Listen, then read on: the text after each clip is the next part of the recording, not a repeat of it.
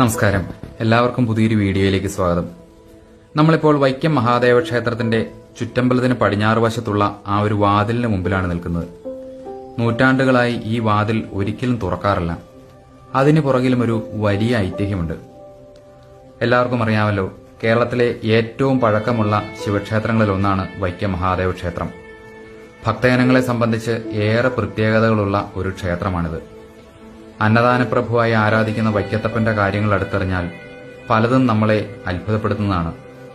അതുകൊണ്ട് തന്നെ ക്ഷേത്രത്തോളം തന്നെ പ്രാധാന്യം ഇവിടുത്തെ ക്ഷേത്ര കഥകൾക്കും ആളുകൾ നൽകുന്നുണ്ട്. അതിലൊന്നാണ് ഈ തുറക്കാത്ത വാതിലിന്റെ കഥ.